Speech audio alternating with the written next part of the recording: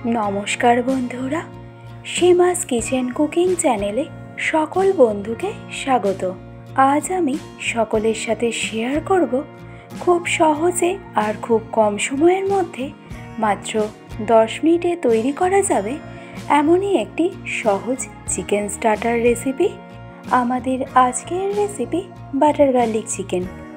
আর এই butter garlic chicken খেতে যেমনই সুস্বাদু আর খুব কম উপকরণ দিয়েই তৈরি করে নেওয়া যায়। যে কোনো দিনের লাঞ্চে অথবা ডিনারে স্টার্টার হিসাবে এটি আপনারা সার্ভ করে নিতে পারেন। তবে আসুন দেখে নেওয়া যাক আমাদের আজকের এই সহজ chicken starter recipe butter garlic chicken. তো তাহলে আমাদের আজকের এই বাটার গার্লিক চিকেন রেসিপিটি তৈরি করতে আমি এখানে নিয়েছি 300 গ্রাম পরিমাণে বোনলেস চিকেন, যেখানে চিকেনটাকে আমাদের ঠিক এরকম টিক্কার শেপে কেটে নিতে হবে। এবার নেক্সট চিকেনটাকে আমাদের ম্যারিনেট করে নিতে হবে। আর ম্যারিনেট করতে আমাদের এখানে কি কি লাগছে সেটা দেখে নিন।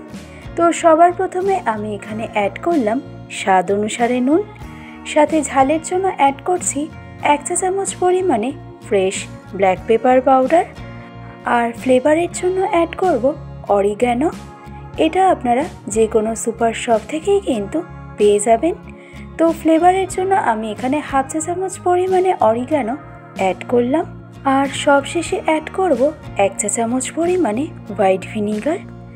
এবার এই সবগুলো ইনগ্রেডিয়েন্টের সাথে চিকেনটাকে আমাদের খুব ভালো করে ম্যারিনেট করে নিতে হবে। তো বাটার গার্লিক চিকেন তৈরি করতে আমাদের লাগে ভীষণই কম সময়, আর উপকরণও কিন্তু লাগে ভীষণই কম। তো ফাইনালি চিকেনটাকে ম্যারিনেট করে নেওয়া হয়ে গেলে এবার এই স্টেজে চিকেনটাকে আমাদের রেস্টিংয়ে রেখে দিতে হবে 30 মিনিটের মতন। তো 30 মিনিট পর এবার ঢাকনা খুলে ম্যারিনেট চিকেনের মধ্যে আমাদের অ্যাড করতে হবে 1 চা চামচ পরিমাণে ময়দা ও সাথে 1/2 চা চামচ পরিমাণে কর্নফ্লাওয়ার। ব্যাস, আমাদের এখানে আর বিশেষ কোনো ইনগ্রেডিয়েন্ট লাগছে না। এবার এই ময়দা ও কর্নফ্লাওয়ারটাকে দিয়ে চিকেনটাকে আমাদের আবারও একবার ম্যারিনেট করে নিতে হবে। কোনো রকম জলের ব্যবহার করা কিন্তু একদমই যাবে না। শুকনো অবস্থাতেই চিকেনটাকে আমাদের ময়দা ও কর্নফ্লাওয়ারের সাথে ম্যারিনেট করে নিতে হবে। আর এই ম্যারিনেটটা করে নেওয়ার কারণে চিকেনের মধ্যে কিন্তু একটা সুন্দর কোটিংও হয়ে যাবে। তো ফাইনালি চিকেনটাকে ম্যারিনেট করে নেওয়া কমপ্লিট হয়ে গেলে এবার নেক্সট একটা ফ্রাইং প্যানের মধ্যে আমি অ্যাড করলাম জাস্ট 2 চা চামচ পরিমাণে রিফাইন্ড অয়েল। আর তারই সাথে অ্যাড করলাম 1 চা চামচ পরিমাণে বাটার। যেহেতু বাটার গার্লিক চিকেন, তাই আমাদের এখানে বাটারটা কিন্তু মাস্ট।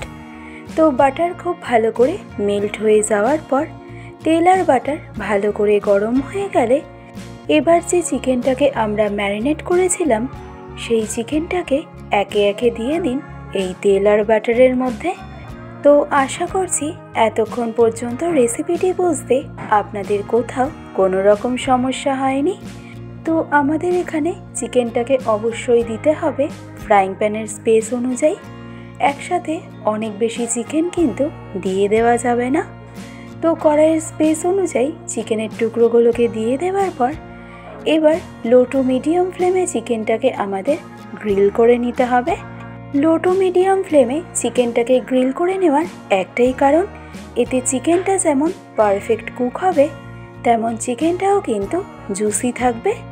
আর যদি হাই ফ্লেমে চিকেনটাকে গ্রিল করা হয় তাহলে ওপরের থেকে চিকেনের মধ্যে কালারটা চলে এলেও ভেতরে কিন্তু চিকেনটা একদমই কাঁচা থেকে যাবে। আর এতে চিকেনের মধ্যে একটা চিউই ভাবও চলে আসে। তো যদি আপনাদের কাছে গ্রিল প্যান থাকে তাহলে অবশ্যই সেই প্যানে করে নিতে পারেন। তবে নর্মালি গ্রিল প্যান যেহেতু সবার বাড়িতে অ্যাভেলেবেল সব সময় থাকে না, তাই আমি নর্মাল ফ্রাইং প্যানের মধ্যেই আপনাদের তৈরি করে দেখাচ্ছি, যাতে রেসিপিটি আপনাদের কুক করতে কোনো রকম সমস্যা না হয়। তো লো টু মিডিয়াম ফ্লেমে উল্টে পাল্টে চিকেনের দুটো পিঠ গ্রিল করে নেওয়ার পরে দেখুন এই স্টেজে চিকেনের মধ্যে কিন্তু একটা সুন্দর কালার চলে এসেছে। আর চিকেনের মধ্যে ঠিক এরকম কালারটা চলে এলেই এবার এই স্টেজে চিকেনগুলোকে তুলে রেখে দিন একটা পাত্রের মধ্যে। তো ভীষণই সহজ আশা করছি আপনাদের করতে কোনো রকম সমস্যা হবে না। তো তাহলে সবগুলো চিকেন আমাদের এখানে গ্রিল করে নেওয়া হয়ে গেল। এবার নেক্সট বাটার গার্লিক চিকেনের জন্য সসটা তৈরি করে নেব। আর তার জন্য ওই একই ফ্রাইং প্যানের মধ্যে আমি দিয়ে দিলাম পরিমাণ মতো বাটার। গ্যাসের ফ্লেমটাকে কিন্তু আমি এই সময় লোতেই রেখেছি। তো বাটার খুব ভালো করে মেল্ট হয়ে গেলে এবার এই স্টেজে এসে আমি অ্যাড করব 2 চা চামচ পরিমাণে ফ্রেশলি চপ করে রাখা রসুন। এবার লো ফ্লেমে জাস্ট 15 থেকে 20 সেকেন্ডের মতন রসুনটাকে জাস্ট একটু নেড়ে চেড়ে নেব। আর এটা আমাদের অবশ্যই খেয়াল রাখতে হবে রসুনের মধ্যে যেন কোনো রকম কালার চলে না আসে। তো রসুনটাকে 15 থেকে 20 সেকেন্ডের মতো নেড়ে চেড়ে নেওয়ার পর এবার এই স্টেজে সসের জন্য অ্যাড করলাম 1 টেবিল চামচ পরিমাণে ময়দা। এবার লো ফ্লেমে ময়দাটা আমাদের বেশ কিছুক্ষণ কুক করে নিতে হবে, যাতে ময়দার থেকে কাঁচা গন্ধটা একদমই চলে যায়। আর এই ময়দা যখন আমাদের খুব ভালো করে কুক করা হয়ে যাবে, তখন এই সময় দেখবেন ময়দার থেকে একটা সুন্দর গন্ধ বেরোতে আরম্ভ করবে। আর ময়দার কালারটাও কিন্তু আগের তুলনায় বেশ অনেকটাই চেঞ্জ হয়ে যাবে। তো ফাইনালি ময়দাটা কুক করে নেওয়ার পর এবার আমি এই স্টেজে এসে অ্যাড করলাম 2 কাপ পরিমাণে চিকেন স্টক। এবার লো ফ্লেমে সমস্ত কিছু একবার ভালো করে মিশিয়ে নিন। আর এটা ভালো করে মিশিয়ে নিলেই দেখবেন সসের কনসিস্টেন্সিটা কিন্তু আস্তে আস্তে ঠিক হতে আরম্ভ করবে। আর সসটাও কিন্তু আমাদের তৈরি হয়ে যাবে। তো বাটার গার্লিক চিকেনের জন্য চিকেন স্টক কিন্তু আমাদের এখানে মাস্ট। আর এই স্টকটা তৈরি করার জন্য যখন আপনারা চিকেনটাকে বোনলেস করবেন, সেই সময় চিকেনের যে বোনগুলো থাকবে সেই বোনগুলো দিয়েই কিন্তু আপনারা স্টকটাকে তৈরি করে নেবেন। তো সসটা তৈরি হয়ে যাওয়ার পর সসটা যখনই এভাবে একটু ফুটতে আরম্ভ করবে, তখনই আমাদের এই পর্যায়ে ঝালের জন্য অ্যাড করতে হবে 1 চা চামচ পরিমাণে চিলি ফ্লেক্স। সাথে ফ্লেভারের জন্য অবশ্যই অ্যাড করতে হবে 1 চা চামচ পরিমাণে অরিগ্যানো। আর তারই সাথে অ্যাড করব 1/2 চা চামচ পরিমাণে ফ্রেশ ব্ল্যাক পেপার পাউডার ও খুব সামান্য পরিমাণে নুন। এবার এই সমস্ত ইনগ্রেডিয়েন্ট সসের সাথে ভালো করে মিশিয়ে নিন। তো বাটার গার্লিক চিকেনের জন্য চিকেন স্টকটা তৈরি করতে 1 লিটার জলের মধ্যে 10 থেকে 12টার মতন গোটা কালো গোলমরিচ, 2টো তেজপাতা, 2টো রেগুলার এলাচ, 2টো ছোট দারচিনি স্টিক, 1 চা চামচ পরিমাণে ভিনিগার ও সবশেষে চিকেন বোনগুলোকে দিয়ে জলটাকে খুব ভালো করে ফুটিয়ে 1 লিটার জলকে 500 ml আনলেই চিকেন স্টক কিন্তু আমাদের তৈরি হয়ে যাবে। তো সমস্ত ইনগ্রেডিয়েন্ট সসের সাথে ভালো করে মিশিয়ে নেওয়ার পর সসটা যখনই একটু ফুটতে আরম্ভ করবে, তখনই আমাদের এই স্টেজে এসে অ্যাড করতে হবে আগে থেকে গ্রিল করে রাখা চিকেন পিসেস। আর চিকেনগুলো অ্যাড করার পর এটা যে আমাদের খুব বেশিক্ষণ সময় ধরে কুক করতে হবে তা কিন্তু একদমই নয়। জাস্ট মিডিয়াম ফ্লেমে 3 থেকে 4 মিনিট কুক করে নিলেই হবে। আর যখনই দেখবেন গ্রেভিটা ঠিক এভাবে ফুটতে আরম্ভ করেছে, তখনই আমাদের সবশেষে এসে অ্যাড করতে হবে ফ্রেশলি চপ করে রাখা পার্সলে পাতা।